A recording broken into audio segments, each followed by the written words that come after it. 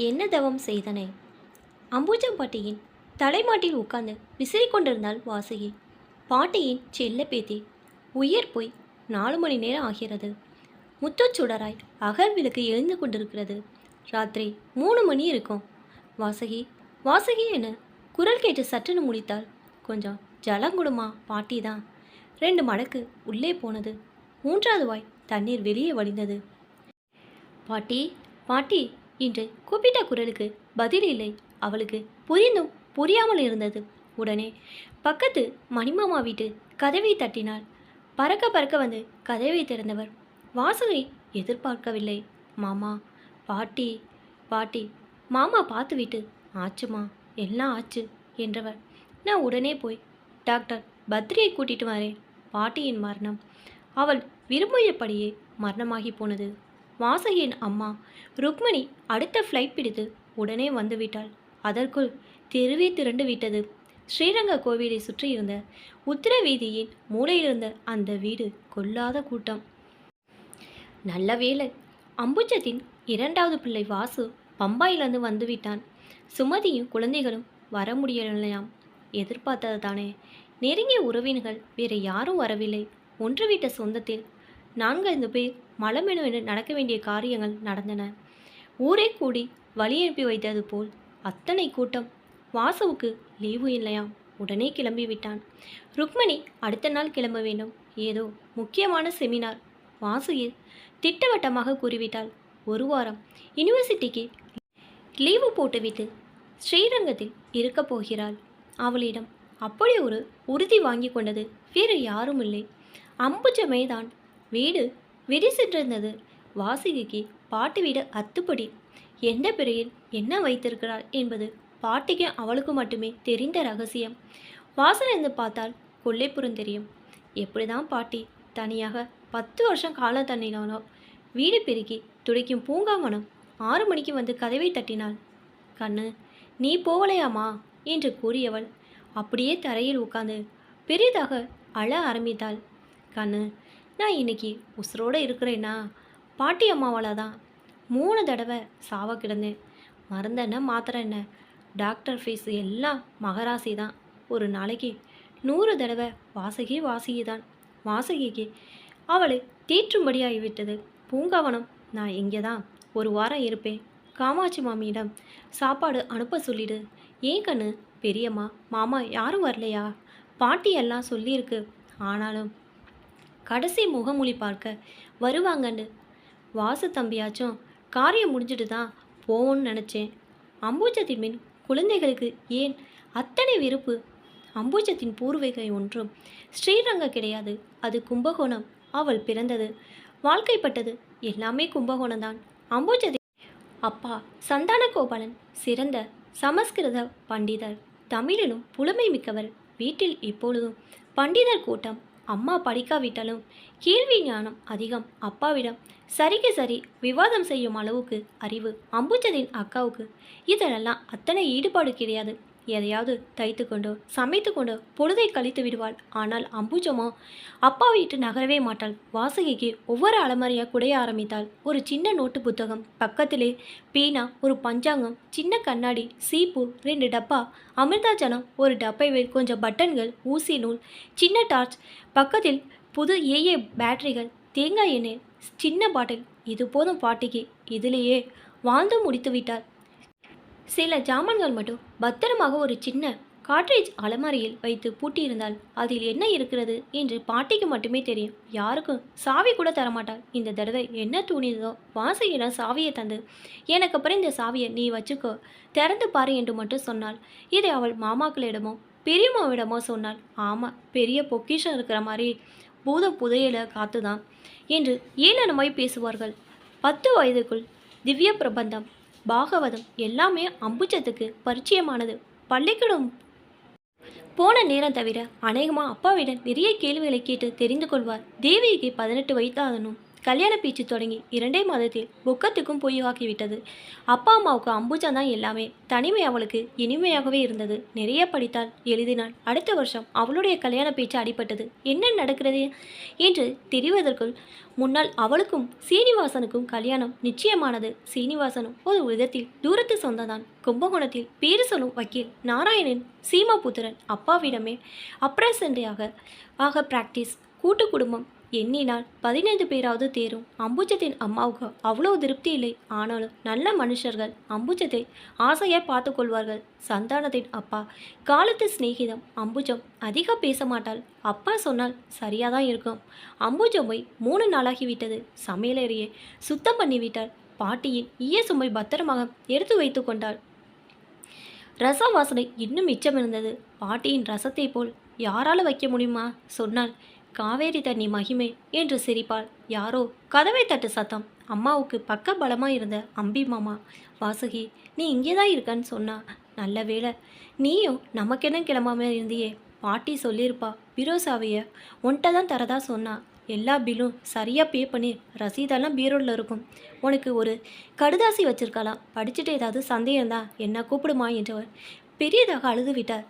தெய்வமா தெய்வம், உங்கள் பாட்டி இல்லைன்னா இந்த அம்பி இருந்த இடம் புல்லு முளைச்சிருக்கும். என்னோட ஹார்ட் ஆப்ரேஷன் நடந்திருக்குமா? நீ நன்னா இருப்பா குழந்தை. வக்கீல் நாராயணன் வீடு நல்ல விசாலமாய் இருந்தது.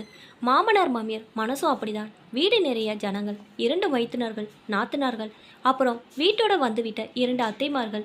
உறவுகள் புரிவதற்கே நாள் எடுத்தது. சமையலறை எப்படி இருக்க என்றே தெரியாது. சமையல் வேலை இல்லையே தவிர சாப்பாடு பரிமாறுவது, துணிகளை மடித்து எடுத்து வைப்பது என்று ஏதோ சின்ன சின்ன வேலையில் வாசலை ஒட்டிய அறைதான் ஆஃபீஸ் ரூம்.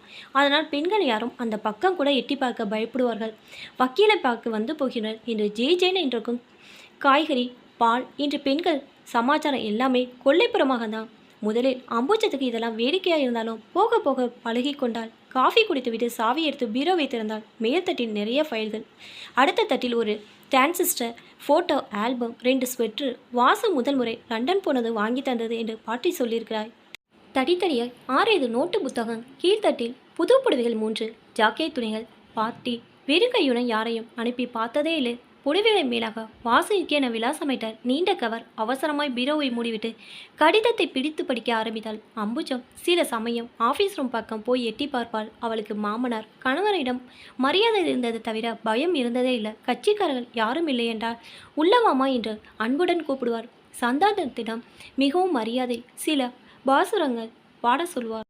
சீனு, நீ ரொம்ப அதிர்ஷ்டசாலி என்று அடிக்கடி சொல்வார். ஒரு தடவை சில தினசரிகளை எடுத்து கொண்டு வந்து படித்து கொண்டிருந்தார். இது எப்படி இங்கே வந்தது? அன்னை தேடுவாரே என்று பெரிய நாத்தனை ஏதோ கொலையே நடந்த மாதிரி எடுத்து கொண்டு போய்விட்டாள். அம்புஜம் ஆசையுடன் எதிர்பார்ப்பது அந்த 3 நாட்கள் தான். அதற்கென்ன தனியறை, சாப்பாடு, தூங்க வேண்டியதான். அங்கு ஒரு நோட்டு புத்தகமும் பேனாவும் யாருக்கு தெரியாமல் பிறையில் செருகி வைத்திருந்தாள். ஏதோ எழுதி கொண்டே இருப்பாள். அப்படி என்னதான் எழுதுவாள்? ஏன் தான் 3 நாட்கள் முடிகிறது என்றிருக்கும். அன்புள்ள வாசைக்கு பாட்டியின் ஆசீர்வாதங்கள். அனேமா, நீ இந்த கடுதாசியை படிக்கும்போது யாரும் கூட இருக்க மாட்டாள். அதுவும் நல்லதுக்கா. இந்த குடும்பத்தில் என்னை புரிந்து கொண்டவள் நீ ஒருத்திதான். உன்னை பார்க்கும்போதெல்லாம் நான் சின்ன வயசம் அம்புஜமாக மாறி போவேன். இந்த வீடோ நானோ என் குழந்தைகளுக்கு ஒரு தூசு சமம். ஆனால் வாசுகி, நீ ஒரு நாளும் என்னை அப்படி நினைக்க மாட்டேன். இதில் ஒரிஜினல் டாக்குமெண்ட் இருக்கும். அதை உன் பேருக்கு மாற்றிருக்கிறேன். நீ ஸ்ரீரங்கத்து கோயில் உற்சவங்கள் பற்றி ஆராய்ச்சி பண்ண போகிறதா சொல்லியிருந்த. நீ வந்து தங்க, உனக்கு சௌரியமாக இருக்கும். மேலே படிக்க முடியாமல் கண்ணில் நீர் முட்டியது.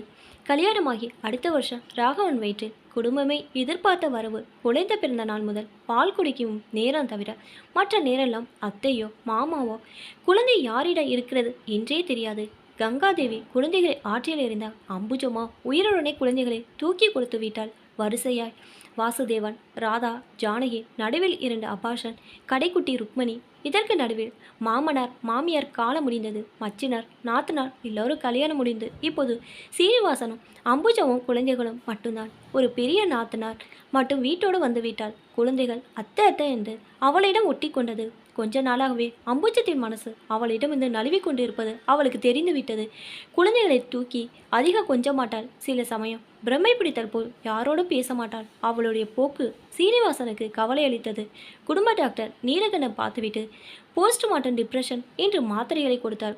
குழந்தைகள் அவளை விட்டு விலகி ரொம்ப தூரம் போய்விட்டார்கள். வாசுவும் ருக்மிணி தவிர யாரும் அவளை ஒரு மனுஷியா கூட மதிக்கவில்லை. வாசுகி மேலே படித்த சில புத்தகங்களும் நோட்டுகளும் உனக்கு உபயோகமாய் இருக்கும் என்று தோணித்து. நீ எங்கே இருந்தாலும் சிறப்பான பேரெடுக்க வாழ்த்துக்கள். வாசுகி மேலே படித்தால் சில புத்தகங்களும் நோட்டுகளும் உனக்கு உபயோகமாய் இருக்கும் என்று தோணித்து. நீ எங்கே இருந்தாலும் சிறப்பான பெயரெடுக்க வாழ்த்துக்கள். வாசி கடிதத்தை பத்திரப்படுத்திவிட்டு புத்தகங்களை எடுத்து பார்த்தால் அத்தனையும் அவள் ஆராய்ச்சிக்கு சம்பந்தப்பட்டதுதான்.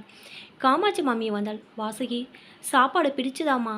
உங்கள் பாட்டிக்கு 7 ஜென்மத்துக்கு கடன் பட்டிருக்கேன். மாமா போனதும் திக்குமுக்காடி போனேன். பாட்டி தான் விதவை பென்ஷன் வரும், அதை வச்சுட்டு உன்னால் 4 பேருக்கு சமைச்சு கொடுக்க முடியும்னா அதை பண்ணி குடும்பத்தை காப்பாற்றுன்னு எனக்கு இந்த வழியை காமிச்சு கொடுத்தா. உன்னை பற்றியே தான் பேசிகிட்டு இருப்பா. குழந்தைகள் படித்து முடித்து ஒவ்வொருவராய் கல்யாணம் பண்ணி கொண்டு போனது. சீனிவாசனுக்கு மேசிவ் அட்டாக் வந்து அவளை தனியாய் விட்டு பிரிந்தது. ருக்மிணியின் புருஷன் விபத்தில் போன பின் கைக்குழந்தை வாசுவிடம் திரும்பி வந்தது. எல்லாம் நேற்று நடந்த மாதிரி இருந்தது.